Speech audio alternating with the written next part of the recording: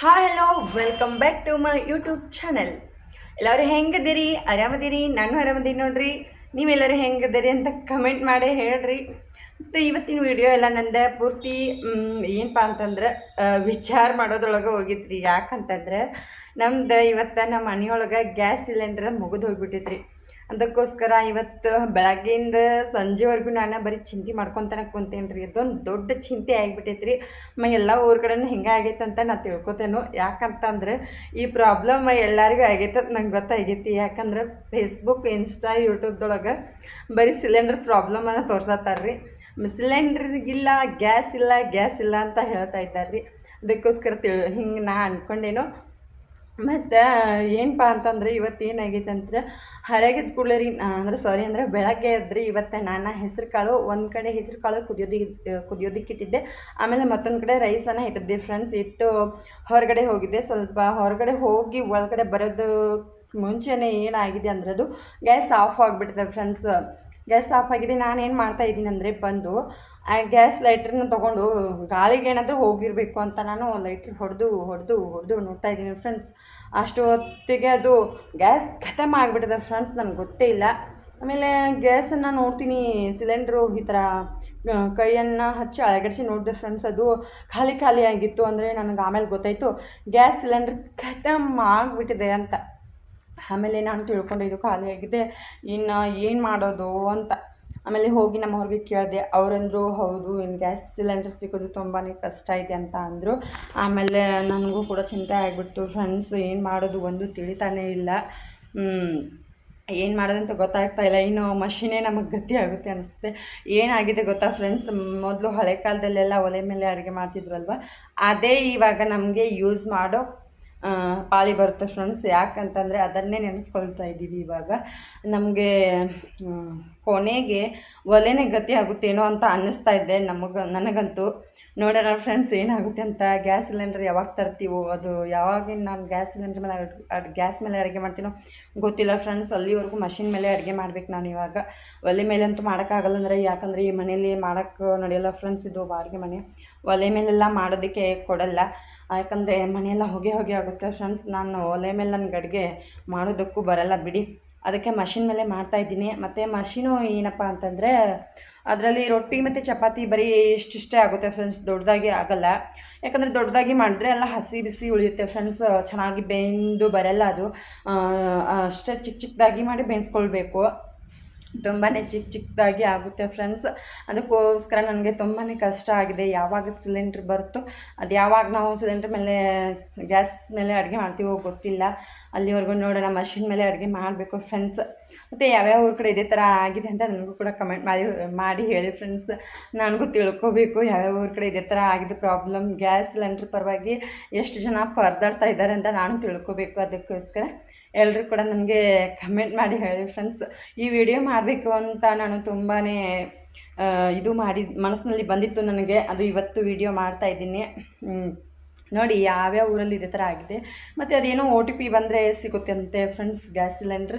ಮತ್ತು ನಮ್ಮದಂತೂ ತುಂಬಾ ಕಷ್ಟ ಇದೆ. ಯಾಕಂದರೆ ನಮ್ಮ ಹೆಸ್ರ ಮೇಲೆ ಗ್ಯಾಸ್ ಸಿಲಿಂಡ್ರ್ ಇಲ್ಲ ಫ್ರೆಂಡ್ಸ್. ನಮ್ಮ ಬೇರೆಯವ್ರ ಹೆಸ್ರ ಮೇಲೆ ಇದೆ. ಅವ್ರ ಹೆಸ್ರ ಮೇಲೆ ನಾವು ಗ್ಯಾಸ್ ಸಿಲಿಂಡ್ರನ್ನ ತೊಗೊಂಡು ಬರ್ತೀವಿ ಫ್ರೆಂಡ್ಸ್. ಅದಕ್ಕೋಸ್ಕರ ನಮಗಂತೂ ತುಟ್ಟಿನೇ ಬೀಳುತ್ತೆ. 2,000 ಏನೋ ಕೊಡಬೇಕಂತೆ. ಗ್ಯಾಸ್ ಸಿಲಿಂಡ್ರ್ ನಮ್ಮ ಹೆಸ್ರ ಮೇಲೆ ಇರ್ತಿದ್ರೆ ಅಷ್ಟೊಂದು ನಮಗೆ ಕಷ್ಟ ಇರ್ತಿರ್ಲಿಲ್ಲ. ದುಡ್ಡು ಜಾಸ್ತಿ ತುಂಬೋದಕ್ಕೆ ಆಗ್ತಾನೂ ಇರಲಿಲ್ಲ. ನಮ್ಮ ಹೆಸ್ರ ಮೇಲೆ ಇಲ್ಲ. ಅದಕ್ಕೋಸ್ಕರ ತುಂಬಾ ಪ್ರಾಬ್ಲಮ್ ಆಗಿದೆ ಫ್ರೆಂಡ್ಸ್. ಅದಕ್ಕೋಸ್ಕರ ನೋಡೋಣ ಸಿಲಿಂಡ್ರಿನ ಯಾವಾಗ ಸಿಗುತ್ತೆ ಏನೋ. ಸಿಲಿಂಡ್ರ್ ಬಂದ ಮೇಲೆ ಮತ್ತೆ ನಾನು ನಿಮಗೆ ವೀಡಿಯೋದಲ್ಲಿ ಹೇಳ್ತೀನಿ ಫ್ರೆಂಡ್ಸ್. ಸಿಲಿಂಡ್ರು ಇವತ್ತು ನಮ್ಮ ಮನೇಲಿ ಗ್ಯಾಸ್ ಇದೆ, ಸಿಲಿಂಡ್ರ್ ಬಂದಿದೆ, ಗ್ಯಾಸ್ ಮೇಲೆ ಅಡುಗೆ ಮಾಡ್ತಾಯಿದ್ದೀನಿ ಅಂತ ಹೇಳ್ತೀನಿ. ನೋಡಿ ಇವತ್ತಿನ ಅಡುಗೆ ನಾನು ಏನೇನು ಮಾಡಿದ್ದೀನಿ, ಹೇಗೆ ಏನು ಅಂತ ನೀವೇ ನೋಡ್ಕೊಂಡು ಬನ್ನಿ ಫ್ರೆಂಡ್ಸ್. ನೋಡಿ ಫ್ರೆಂಡ್ಸ್, ನಾನು ನಿಮ್ಗೆ ಹೇಳ್ತಾ ಇದ್ದೆ ಅಲ್ವಾ, ಇದರಲ್ಲೇ ಮಾಡಿದ್ದೀನಿ ನೋಡಿ. ಇವಾಗ ಇದು ಹಸಿ ಉಳ್ಳಾಗಡ್ಡಿ ಪಲ್ಯ ಇರುತ್ತೆ ನೋಡಿ ಫ್ರೆಂಡ್ಸ್. ಹಸಿ ಉಳ್ಳಾಗಡ್ಡಿ ಭಾಜಿ ಆ ಥರದ್ದು ಪಲ್ಯನ ಮಾಡಿದ್ದೀನಿ ನೋಡಿ ಫ್ರೆಂಡ್ಸ್. ಎಷ್ಟು ಸಖತ್ತಾಗಿ ಬಂದಿದೆ ಅಂತ. ಇದು ಒಂದು ತೋರಿಸ್ಬೇಕಿತ್ತು, ನಾನು ನಿಮಗೆ ತೋರಿಸಲಿಲ್ಲ. ಮತ್ತೊಮ್ಮೆ ಮಾಡಿದಾಗ ತೋರಿಸ್ತೀನಿ ಫ್ರೆಂಡ್ಸ್. ತುಂಬಾ ಸಖತ್ತಾಗಿರುತ್ತೆ ಉಳ್ಳಾಗಡ್ಡಿ ಪಲ್ಯ. ಅದು ಹಸಿರು ಮೆಣಸಿನ್ಕಾಯಿ ಹಾಕಿ ಮಾಡಿದರೆ ತುಂಬಾ ಸಖತ್ತಾಗಿರುತ್ತೆ. ಬೇಳೆ ಸ್ವಲ್ಪ ಅಕ್ಕಿ ಹಾಕಿ ಮಾಡಿದರೆ. ಇದು ನೋಡಿ ಉಳ್ಳಾಗಡ್ಡಿ ಪಲ್ಯನ ಇದರಲ್ಲಿ ಮಾಡಿದ್ದೀನಿ ಇವಾಗ. ಇದೇ ಮಷಿನ್ ಮೇಲೇ ಮಾಡಿದ್ದೀನಿ ನೋಡಿ ಫ್ರೆಂಡ್ಸ್. ಹಾಗೆ ಅನ್ನ ಕೂಡ ನೋಡಿ ಇದೇ ಥರ ಡಬ್ಬಿಲೇ ನಾನು ಮಾಡಿರೋದು. ಇದು ಡಬ್ಬಿಲೇ ಮಾಡಿದ್ದೇನೆ, ಬೋಗೋಣಿ ಇಲ್ಲ. ಅದಕ್ಕೋಸ್ಕರ ಫ್ರೆಂಡ್ಸ್ ನಮಗೇನು ಗೊತ್ತು ಈ ಥರ ಆಗುತ್ತೆ ಅಂತ, ಅದಕ್ಕೋಸ್ಕರ ಡಬ್ಬಿಲೇ ಮಾಡ್ತಾಯಿದ್ದೀವಿ ಫ್ರೆಂಡ್ಸ್. ನೋಡಿದ್ದು ಇದು ಡಬ್ಬಿಲೇ ರೈಸು ಮಾಡಿ ಇಟ್ಟಿದ್ದೀನಿ ಆವಾಗಲೇ ಇದ್ರ ಮೇಲೆ ಮಷಿನ್ ಮೇಲೇ. ಇವಾಗ ಉಳ್ಳಾಗಡ್ಡಿ ಪಲ್ಯ ಭಾಜಿ ಕೂಡ ಇದರಲ್ಲೇ ಮಾಡಿದ್ದೀನಿ. ಇನ್ನು ರೊಟ್ಟಿ ಒಂದು 4 ರೊಟ್ಟಿ ಕೂಡ ಇದರಲ್ಲೇ ಮಾಡ್ತೀನಿ ಫ್ರೆಂಡ್ಸ್.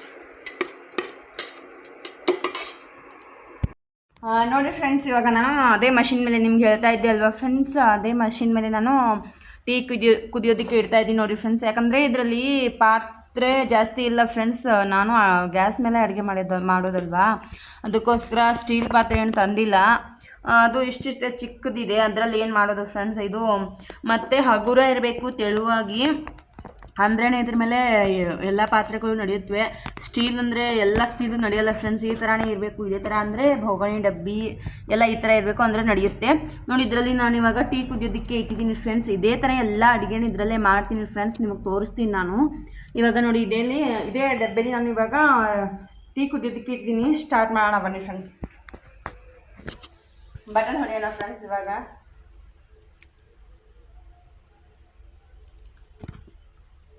ನೋಡಿ ಸ್ಟಾರ್ಟ್ ಮಾಡ್ತೀನಿ. ಇವಾಗ